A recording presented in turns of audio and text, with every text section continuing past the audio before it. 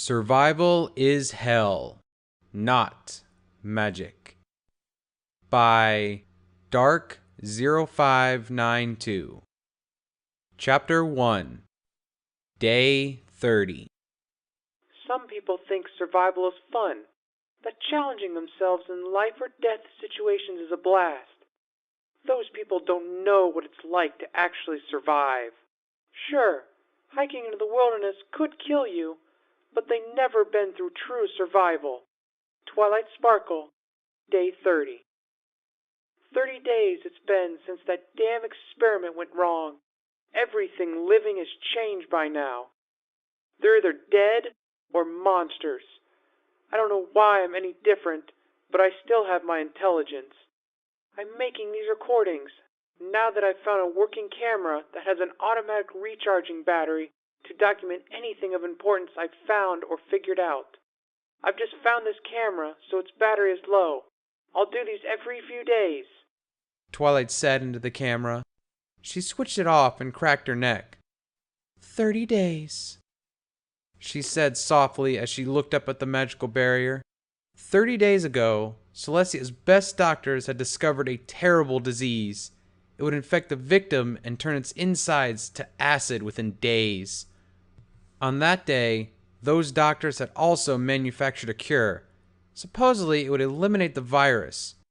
It eliminated the virus all right, and turned it into a toxin that did the same thing. But instead of only affecting through touch, it went airborne. In high quantities, the toxin would do what the virus did in minutes, seconds even. Canterlot was quickly evacuated, though its population was devastated.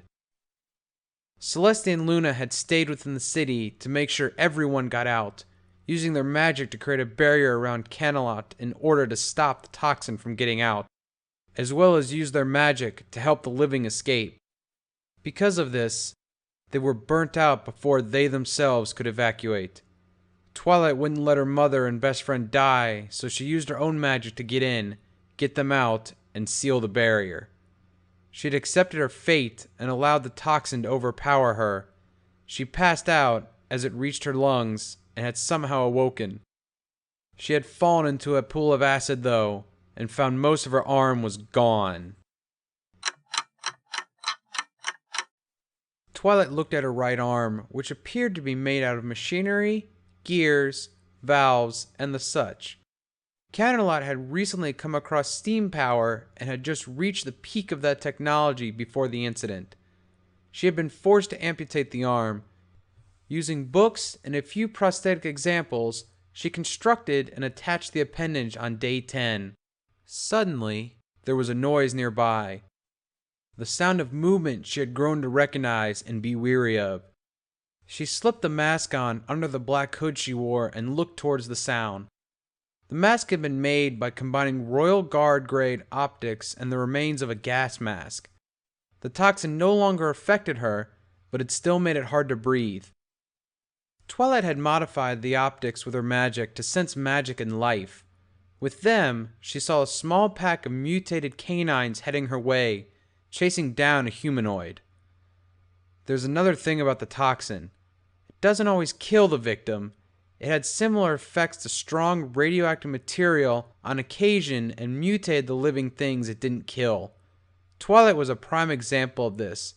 It had been nearly impossible to get her mechanical arm to work because of it. Her blood now had a slight red glow to it and acted as acid. It hadn't been all bad, considering though. She didn't have to eat or drink as often.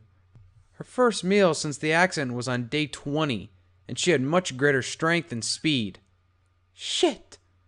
I knew I should have brought something, Twilight said as she leapt 10 feet into the air, swinging on a streetlight slightly and landing on the roof of the building she was in front of.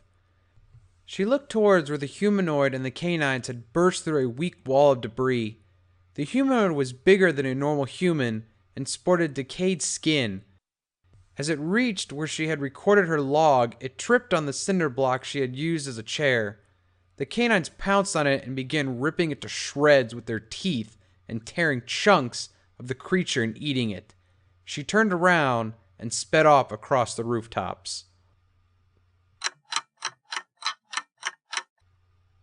Twilight arrived at a small building near the palace. The doors and windows had been removed, and what looked like metal walls took their place.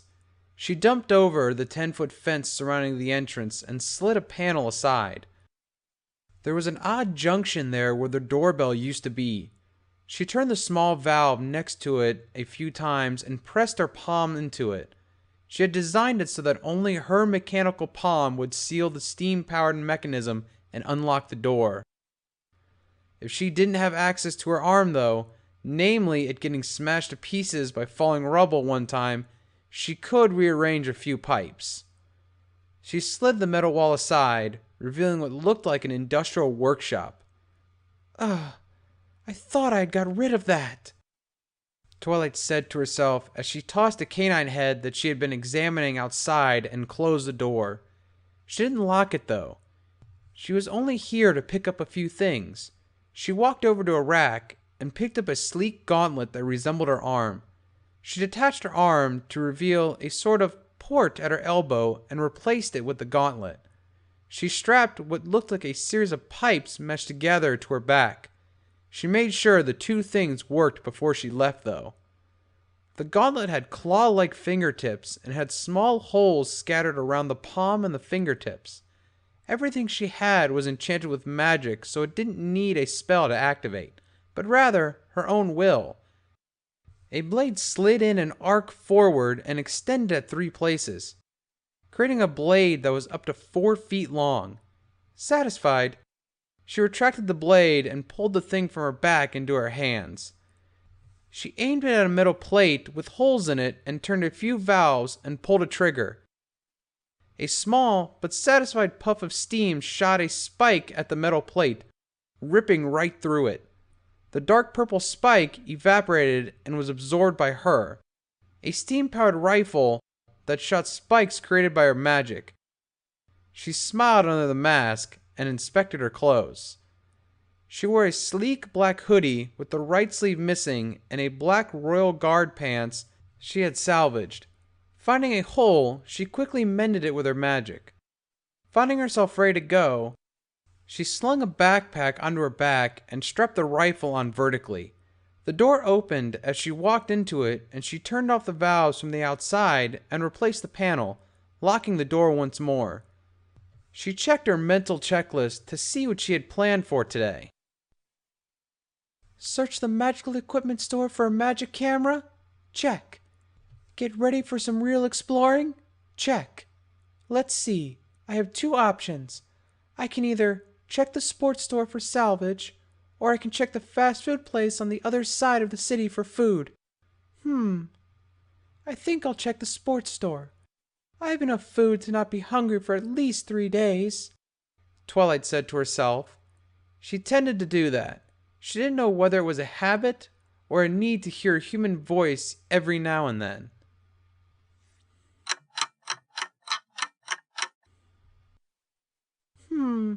Looks like some acid corroded the locks. These doors are surprisingly strong for a sports store. All I need to do is get rid of the lock, though, Twilight said. She turned a small valve and flipped a small switch hidden underneath a small panel and put her hand on the lock mechanism of the door. The slightly glowing red tubes that were going through her mechanical arms showed signs of movement as it slowly flowed out of the holes into the hand. With a mechanical hiss, the lock was soon dissolved, and she flipped the switch and turned the valve again. Another perk of being mutated was that her blood regenerated extremely fast, to the point where she only slightly dizzied after amputating her arm and not having it heal for nearly 6 hours. She did an impressive kick right where the 2 doors met, and they swung inward, not nearly enough to open all the way, but far enough to allow her entrance. Oh, look, some of the lights are still on, she said as she noticed flickering magic lights. She snapped her fingers and sent a bit of magic into the ceiling, turning the lights on in full.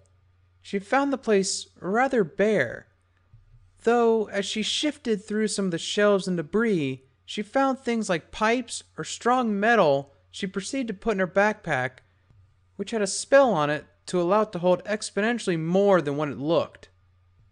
Oh, what's this? She hummed as she found a piece of plaster wall looked out of place. She knocked on it a few times and knew there was something behind it.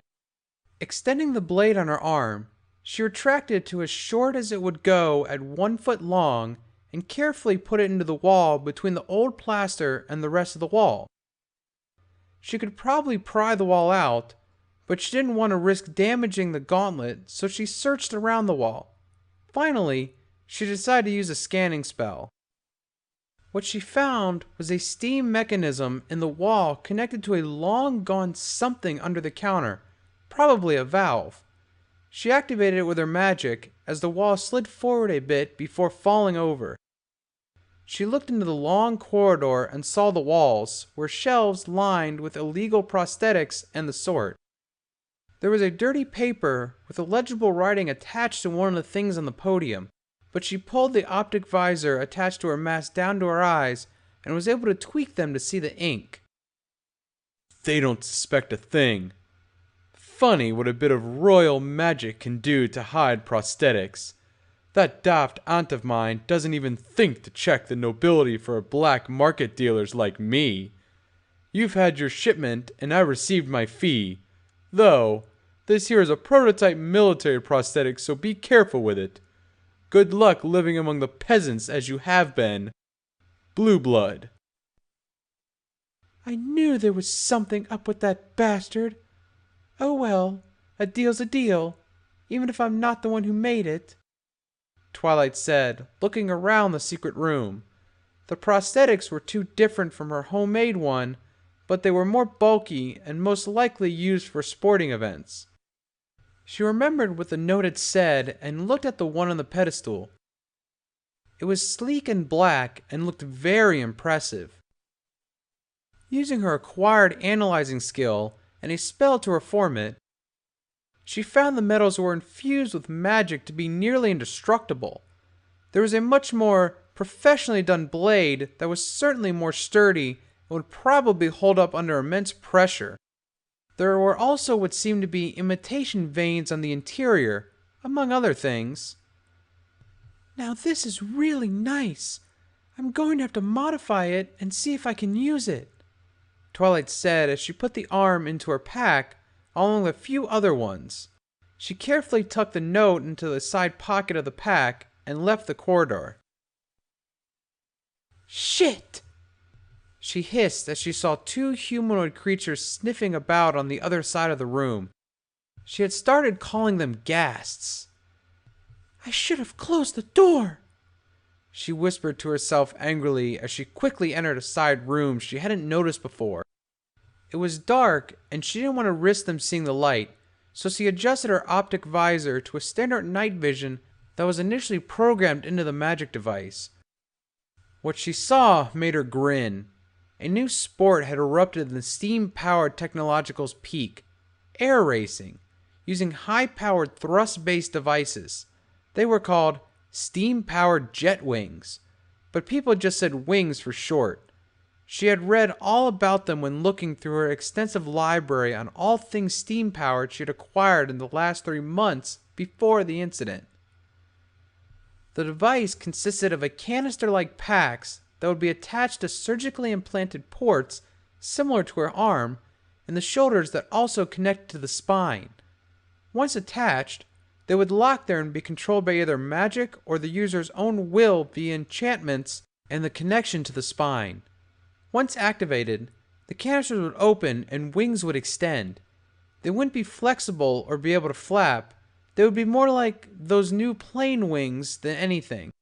But the canisters and cylinders along the wings would be able to double as thrusters through pressurized steam being blasted through them.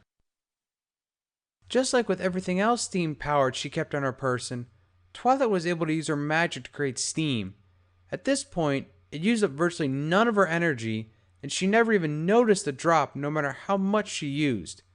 She didn't have the time or the equipment to do a successful surgery, even with magic, so she improvised. She used adhesive spells to attach them in their proper place and activated them. The wings were short, only about 2 feet long each, and looked like odd triangles sticking out of her back. They didn't stick straight out, but nearly straight to her sides, with a slight angle. An odd set of grooves appeared in the wings. Judging by the way the wings seem like they can move, and how pressurized I could probably get these are made for high speed, she said, remembering watching an air race where the people had the wings parallel to their arms, which were locked into the grooves she now saw. Here goes nothing, Twilight said as she sprinted out of the room. The gas noticed her almost immediately and charged after her. She was slightly faster. She burst out of the building and leapt into the air. With a burst of steam, she shot upwards, manipulating the currents of the steam and the pressures they were blasted as she managed to bring herself to a hover. She had nearly smashed into the top of the barrier, but now she could see the city. Her home was in view, and she shakily made her way towards it, nearly plummeting downwards numerous times.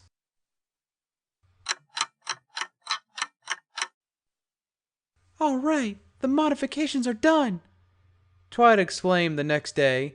She had stayed up for hours modifying the prosthetic arm. She had found the name Longsword engraved into the side of it. It was fitting, seeing as the arm was nearly a foot longer than her own total. She had managed to put together a replacement from the longsword's port so that it matched the one on her arm and easily installed the arm. After 2 hours of checking to make sure everything worked right and exactly all the features, as well as her modifications to allow her acidic blood to be used like with her gauntlet, she turned towards the wings. She had been awake for 3 days straight now and was rather tired, so she smiled as she grabbed the device and turned towards a large cylinder in the wall. She removed her mask and put it on the table nearby and stepped towards it. With a touch of magic, the wall of cylinder unlocked and slid up to reveal bedding. She pulled her pants off to reveal thin short like boxers and pulled her hoodie off, as well as the tank she had underneath. Now clad in nothing but her boxers, she got on the bed on her front, used the adhesive spell to put the wings in place, and started weaving a long and complicated spell. She had cast it multiple times though. It would use her memory to know how to do a surgery and then automatically operate. As the spell started, she felt the familiar feeling of her own magic at work and was lured to sleep by it.